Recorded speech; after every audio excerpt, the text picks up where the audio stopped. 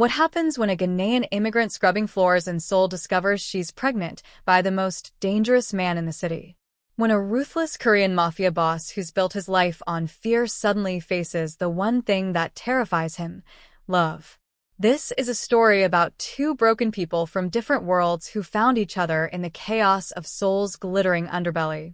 Before you dive in, hit that subscribe button and turn on notifications because you won't want to miss what happens next. Trust me, this story will have you questioning everything you thought you knew about love, redemption, and second chances. Let's get into it.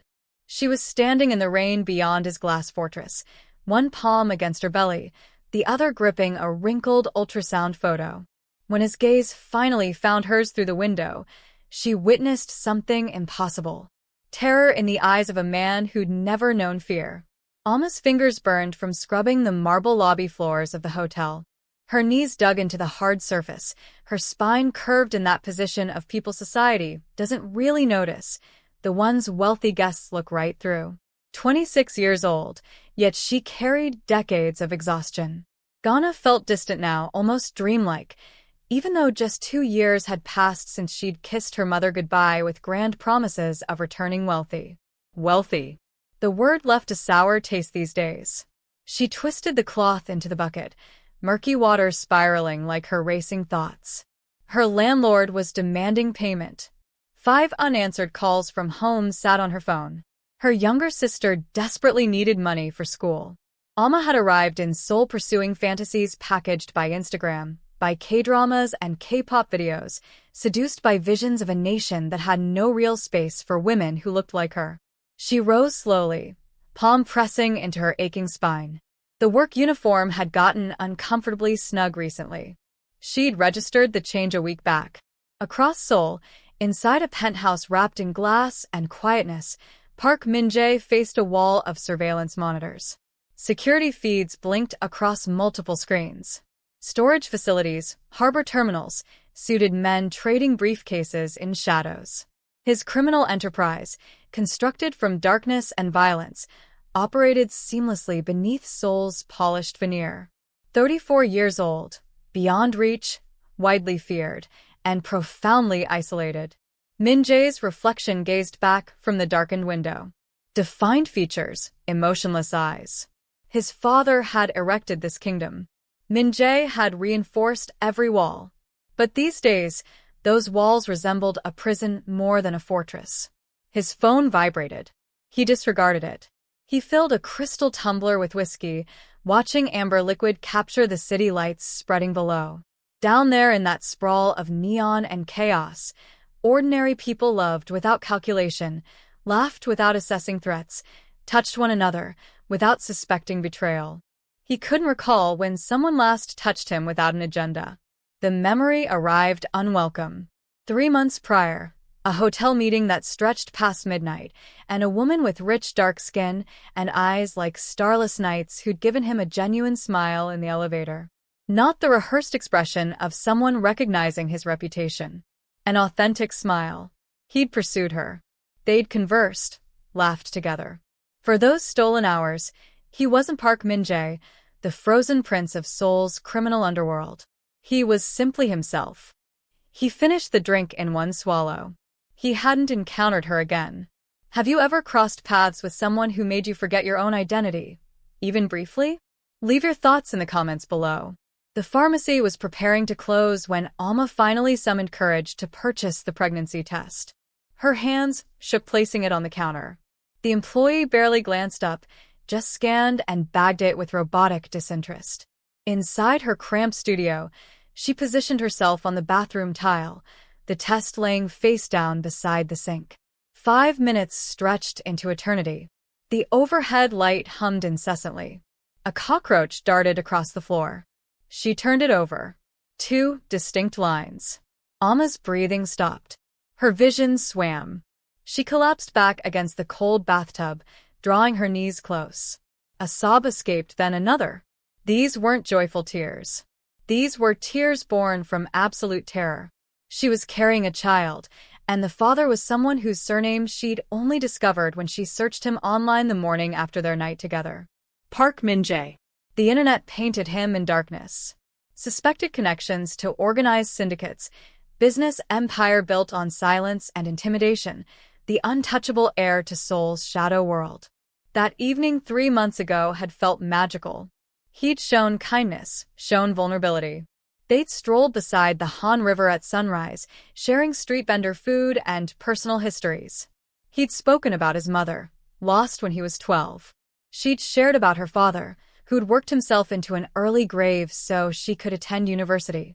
For 6 precious hours, they were just 2 solitary souls discovering warmth in each other.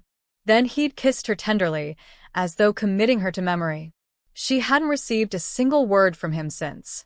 Now, staring at the positive test, Alma understood her reality. She carried the child of a man existing in a universe that would never welcome her. A man capable of erasing people with one phone call. But she also understood something else. This baby was hers to keep. Her phone buzzed.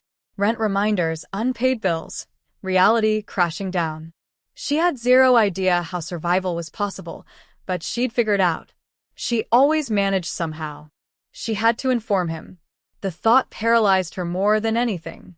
But he had a right to know. Even if he rejected her completely, even if he threw money at her to vanish, he deserved to know about his coming fatherhood. Alma dried her tears and stood. Tomorrow she'd locate him. Tomorrow, everything would transform. Min-Jae's assistant delivered his agenda. Consecutive meetings, a shipment incoming from Busan, an issue at the gambling house requiring his direct intervention, which really meant someone was stealing profits. He authorized 3 contracts without reading them. His concentration was fractured. The surveillance unit had reported something peculiar. A woman had been inquiring about him at the hotel where he occasionally conducted business. African, approaching 30, remarkably persistent. His jaw clenched. It couldn't be her. Sir. His assistant, Sung-ho, lingered anxiously. The woman. She left contact information. She claims it's urgent. Personal matters. Delete everything. Sir. She's appeared every single day for 7 days. Security reports. I said delete it. Min-Jae's tone could freeze fire. Sung-ho bowed hastily and exited. Min-Jae moved to the window. Seoul stretched endlessly before him, a metropolis he commanded from the shadows. He'd constructed his entire existence around one absolute principle. 0 vulnerabilities. 0 emotional attachments. His father had loved once. That love had nearly annihilated their family when she turned against them. Love represented weakness, exposure, danger. That night with Alma had been an error. A gorgeous, hazardous mistake. He'd invested weeks attempting to erase her laughter from his memory. The way she'd confronted his cynicism with her stubborn optimism. How she'd observed him as though he possessed value, as though he was salvageable. He'd nearly contacted her countless times. But men like him didn't receive happy conclusions. They received blood and silence and empty penthouses. If she was pursuing him now, it signaled trouble. Financial desperation, probably. Or blackmail. Everyone wanted something. His phone vibrated. Text from an unidentified number. I need to speak with you. About that night. Please. Alma. His heart seized painfully. He erased the message. Then he poured another drink and attempted convincing himself he'd made the correct decision. Meanwhile, Alma occupied a cafe opposite his building. Her second failed attempt to reach him. The front desk receptionist had been courteous but absolute. Mr. Park doesn't accept unscheduled appointments. She'd left her contact information, sent messages. Radio silence. Her hand drifted to her stomach, still appearing flat, but not for much longer. Fine, she murmured to herself. If you refuse to acknowledge me, I'll force you to see me. She wasn't abandoning Seoul without answers, even if it required standing in the downpour outside his tower until he looked down. The rain arrived suddenly, drenching Alma as she positioned herself outside the glass tower. She hadn't strategized this, hadn't anticipated such desperation, but after 14 days of ignored communications and rejected visits, her options had evaporated. She clutched the ultrasound photo, now crumpled and soaked against her chest. Inside, Min-Jae was concluding a meeting when Sung-ho rushed in, face drained of color. "Sir, you must see this." The security monitor displayed her, soaked through, trembling, staring upward at the building. Something fractured inside Min-Jae's chest. "Remove her from there." "Sir, she's refusing to leave. She claims she'll remain until you come down." The men in the room exchanged meaningful glances. This was unprecedented. Nobody challenged Park Min-Jae. Certainly not a foreign woman with nothing to bargain with. Min-Jae's hands formed fists. "Everyone leave. Now." They evacuated quickly. He took the elevator down, each descending floor counting down toward a confrontation he'd been evading. When the doors parted at ground level, he spotted her through the glass. Drenched, defiant, and impossibly beautiful still. He stepped outside. The rain soaked his expensive suit instantly. They stood several feet apart, the city rushing past them, but it felt like complete isolation. "You shouldn't be here," he said quietly. "I had no alternative." Her voice trembled, but her eyes remained steady. "You wouldn't respond. There's nothing to discuss." She extracted the ultrasound from her jacket. The image was barely discernible through water damage, but he could distinguish the shape. Tiny, delicate, unmistakable. "I'm pregnant, Min-Jae. It's yours." The words struck him like physical impact. His carefully constructed universe tilted dangerously. "That's not possible. Isn't it?" Her laugh held bitterness. "We spent that entire night together. You think I'm fabricating this? I think you need money." The slap came swiftly. His head snapped sideways, the sting sharp against his cheek. "I need nothing from you," she hissed. "Nothing except honesty. Do you remember that night? Do you remember what you told me? Every word.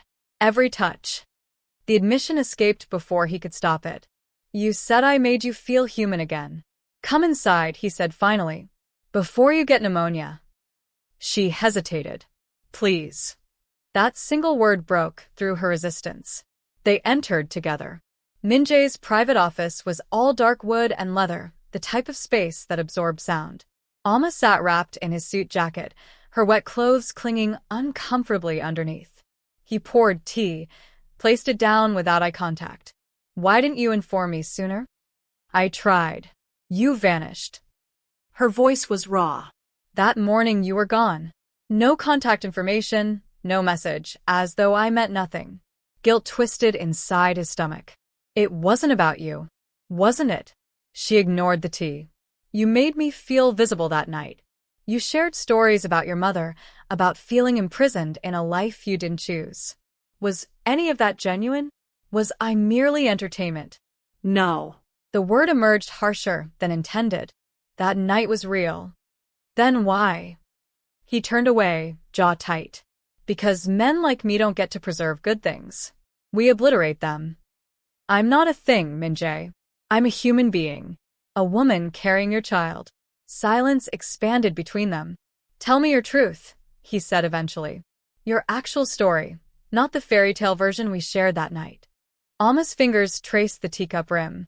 "I arrived here with ambitions exceeding my resources.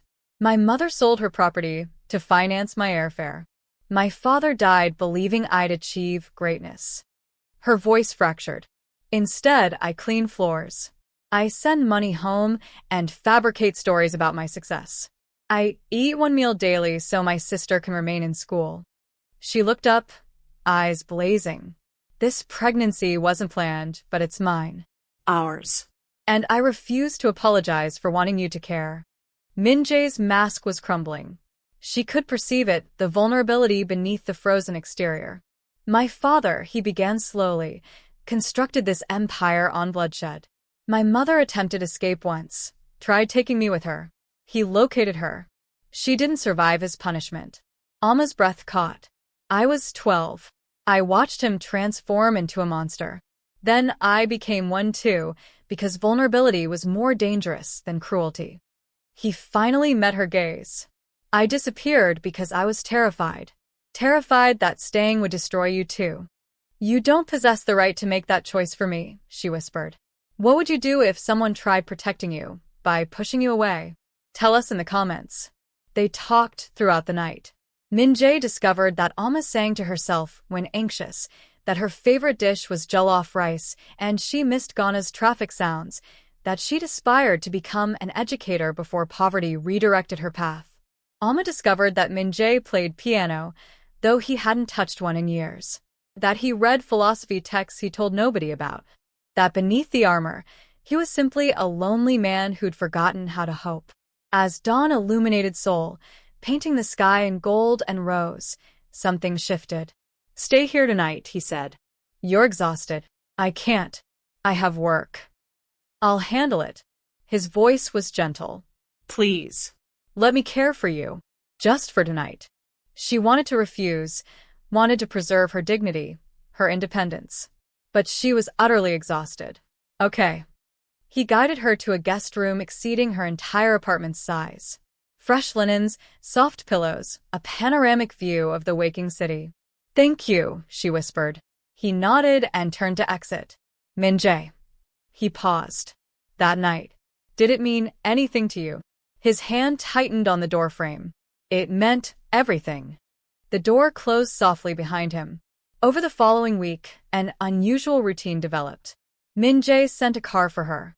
She spent evenings in his penthouse. They conversed, genuinely conversed, about the baby, about fears, about impossible futures. He took her to a private physician, Seoul's finest. The ultrasound revealed a strong heartbeat, and when Alma cried, Min-Jae's hand discovered hers. "Healthy," the doctor confirmed. "Everything appears perfect." In the car afterward, Alma turned toward him. "I'm terrified." "Me too. What if I'm an awful mother? What if you're not?" His voice held certainty. "You're the strongest person I've encountered." She laughed through tears. "You barely know me." "I know enough." Their eyes connected, and momentarily, the world felt less overwhelming. That night, he played piano for her. A soft, melancholic composition that brought tears. "My mother's favorite piece," he explained. "It's beautiful. So are you." The words suspended between them, fragile and terrifying and true. Everything shattered on a Tuesday. Min-Jae's lieutenant, Choi Tae-sung, cornered him in his office. "The girl is a liability, Jae. People are questioning, spreading rumors." "That's not your concern." "It is when it threatens us." Tae-sung's voice was ice. "You're becoming weak. Your father would be disgusted." The mention of his father was deliberate provocation. "Get out. She's exploiting you. Can't you recognize it? A desperate immigrant who conceived and struck gold. She's probably already calculating how to spend your—" The punch came fast. Tae-sung stumbled backward, blood streaming from his nose. "Say another word about her," Min-Jae growled. "And I'll forget we're blood." Tae-sung laughed bitterly. "You're already forgetting. You're selecting her over everything we constructed." "Maybe I am." "Then you're a fool." Tae-sung departed, and Min-Jae stood alone in his office, knuckles bleeding, world tilting. That evening, Alma arrived to discover him distant, cold. "What's wrong?" This was an error. Her stomach dropped. "What?" "Us. This fantasy. It can't function." "Min-Jae, what happened?" "You need to leave Seoul." He produced an envelope. "There's money. Sufficient for you and the baby. Return home. Forget me." Alma stared at the envelope like it contained poison. "Is that your perception of me? That I'm here for money? It's better this way." "Better for whom?" Her voice escalated. "You told me you felt something. You held my hand during the ultrasound. You played me your mother's song. Was that all fabricated? It doesn't matter what I feel." His mask had returned. Cold. Impenetrable. "I can't provide the life you deserve." "You mean you won't?" Silence. "I came to you with truth," she said, voice breaking. "I could have vanished. Could have raised this baby alone. But I believed you deserved to know. I believed you might actually care." She threw the envelope at his feet. "Keep your money. I don't need anything from you. Not anymore." She turned toward the elevator. "Alma, don't." She didn't look back. "Don't follow me. Don't contact me. We're finished.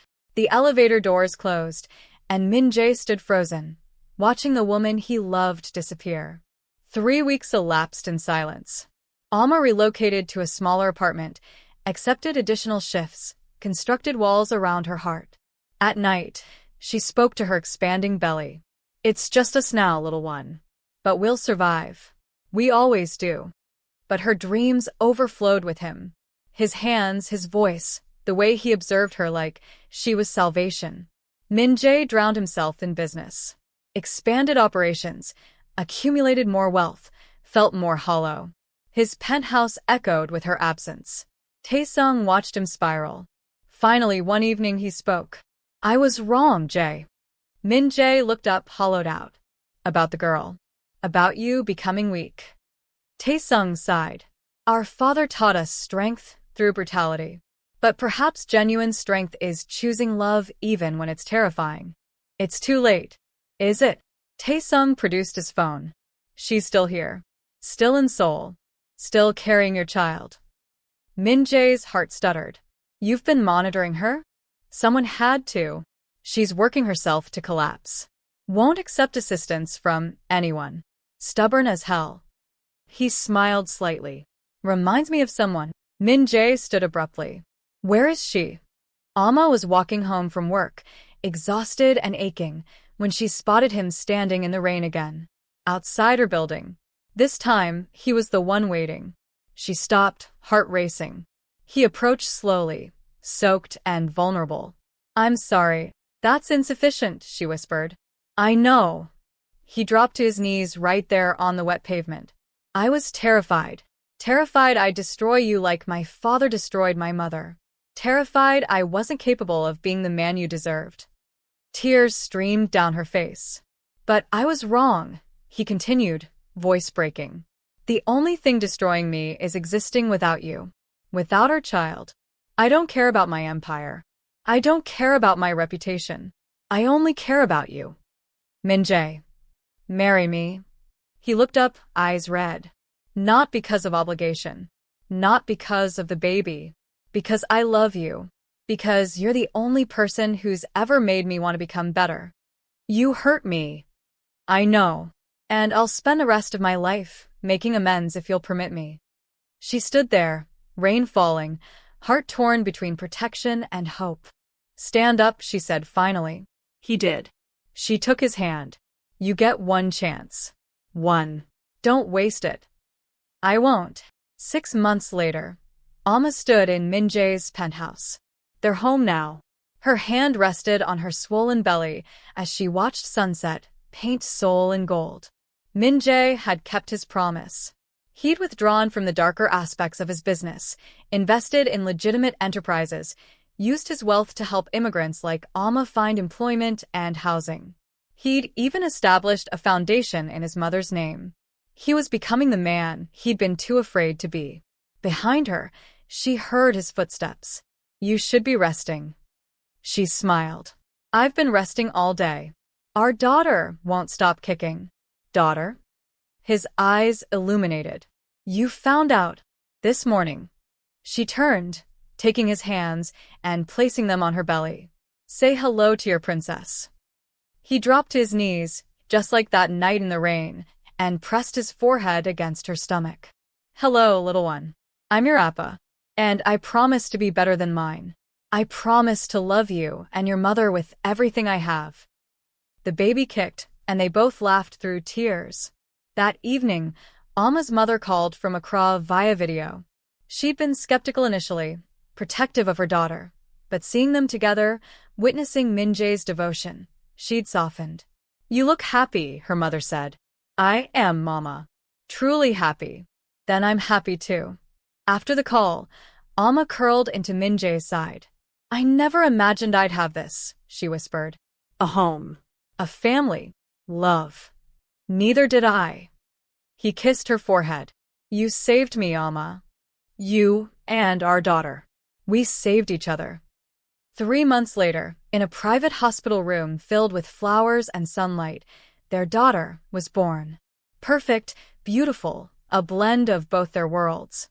As Min-Jae held her for the first time, tears streaming down his face. He remembered that night. The night everything changed. When a woman with kind eyes had smiled at him in an elevator and made him believe in second chances. What should we name her? Alma asked, exhausted and radiant. Min-Jae looked at his daughter, then at the woman who'd given him everything. Grace, he said. Because that's what you both are. Undeserved grace. Alma smiled. Grace Min-Jae. Perfect. And in that moment, surrounded by love, they knew their story had just begun. Love can find you in the most unexpected places. Have you ever experienced an unexpected connection that changed your life? Share your story below.